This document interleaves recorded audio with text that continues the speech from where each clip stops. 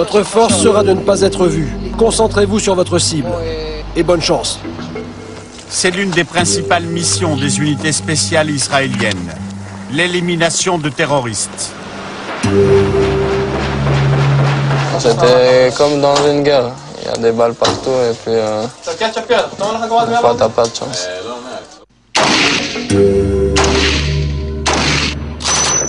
C'est nouveau. Jusqu'à présent, les femmes ne faisaient pas la guerre.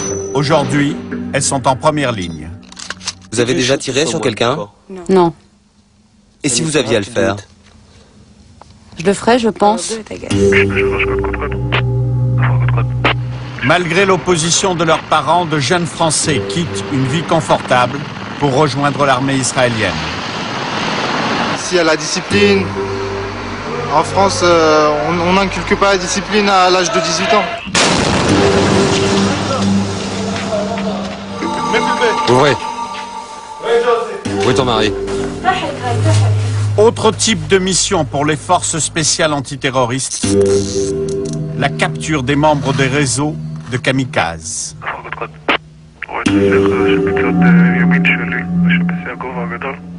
Bonsoir. Tous les jeunes gens, filles et garçons que vous allez voir dans ce document sont à peine sortis de l'adolescence. Ils ont en moyenne 20 ans, et bien qu'ils appartiennent à des unités d'élite de l'armée israélienne, la guerre n'est pas leur métier.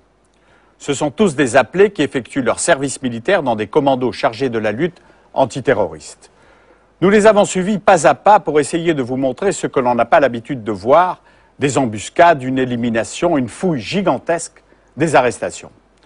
Ce conflit qui voit depuis 50 ans des populations israéliennes, palestiniennes et arabes se disputer la même terre est vivement ressenti en France où près de 6 millions d'habitants sont de confession musulmane et 600 000 de confession juive. On a vu encore il y a quelques semaines attaques et incendies de synagogues, agressions de rabbins et de jeunes élèves juifs, dégradation de mosquées. C'est dire les antagonismes que ce conflit peut faire naître ici en France. Paul Comiti a filmé de jour comme de nuit l'action de ces commandos sur les territoires israéliens et palestiniens. Voici Israël, force spéciale, au cœur de la lutte antiterroriste.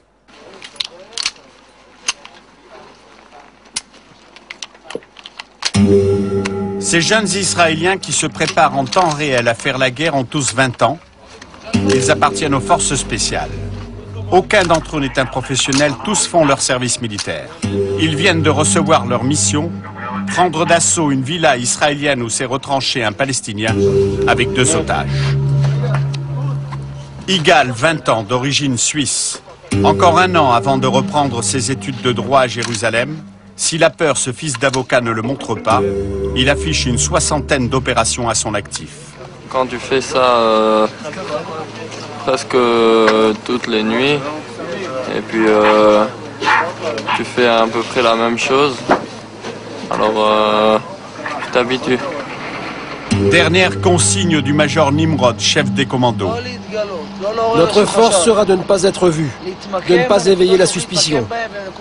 Concentrez-vous sur votre cible. N'oubliez pas les détails comme le camouflage.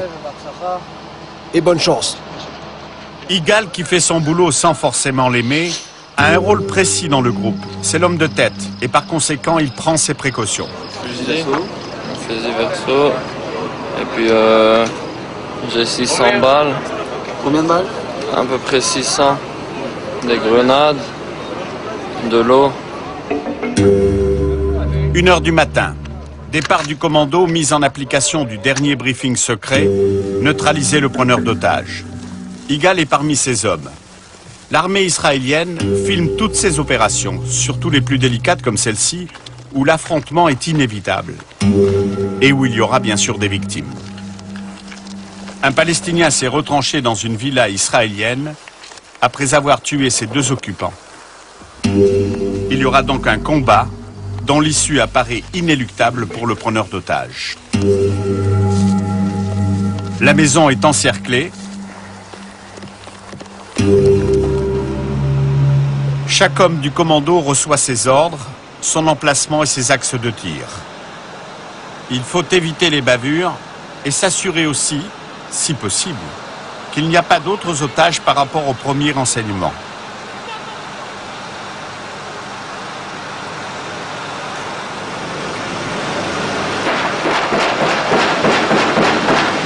Échange de coups de feu nourris.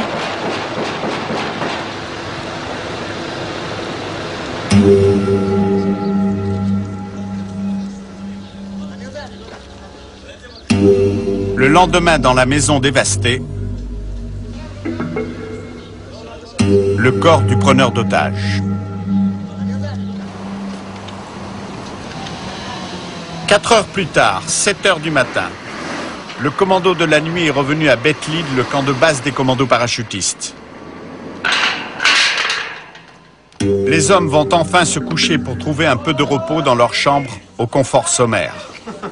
Ils savent que le soir même, ils devront repartir en mission, c'est le menu quotidien de cette unité spéciale. Vous aimez ce que vous faites? Non, mais c'est ce qu'il faut faire. Personne aime se battre. On n'est pas là pour ça. On est là pour ça, mais on n'est pas sur cette terre pour ça. Mais si c'est pas nous, c'est notre famille. Alors on a 3 ans, on le fait et puis on sourit.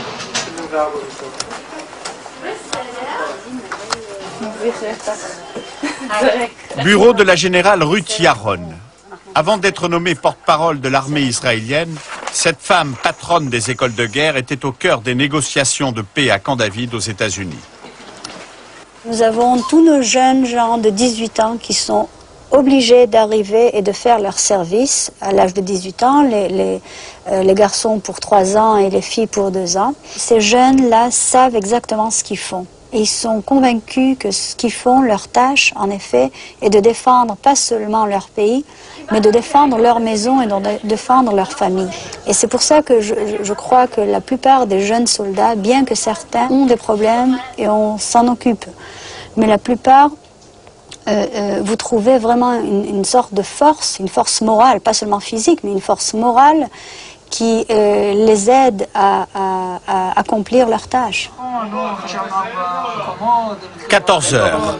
Les commandos se réveillent.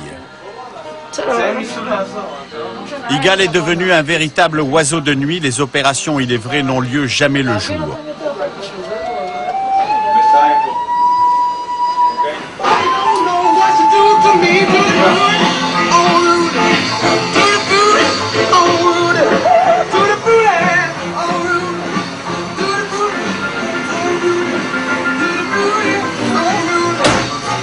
Dans les chambres, les fusils d'assaut, les lance-roquettes sont abandonnés à la portée de n'importe quelle main. Les radios hurlent toute la journée des rythmes techno ou rock. Plutôt une atmosphère de camp de vacances et d'absence apparente de discipline. Ce qui n'effraie pas le major Nimrod, 34 ans, le chef des commandos parachutistes. Il n'y a pas beaucoup de discipline ici. Non. Pourquoi? Ce n'est pas dans notre intérêt de faire de la discipline ici. Ils n'en ont pas besoin? Non. Eh oui, évidemment qu'ils en ont besoin, je plaisante. Mais ici, c'est un autre type de discipline. Ce n'est pas la même chose que dans les autres unités. C'est différent des unités de l'armée régulière ici. Ici, la discipline, ce sont les hommes qui se l'imposent eux-mêmes. Elles se fondent sur leur qualité de guerrier. Ce sont des troupes d'élite. Ils ont des missions tellement stressantes, tellement difficiles que ça suffit. C'est pas la peine d'ajouter de la pression. Quand ils sont ici, alors ils sont tranquilles. Ouais, voilà, c'est l'idée principale. Ces jeunes gens sont évidemment triés sur le volet.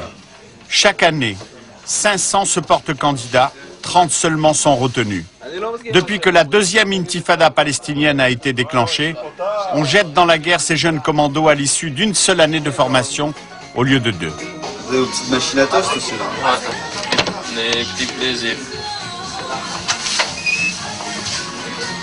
Bon matin.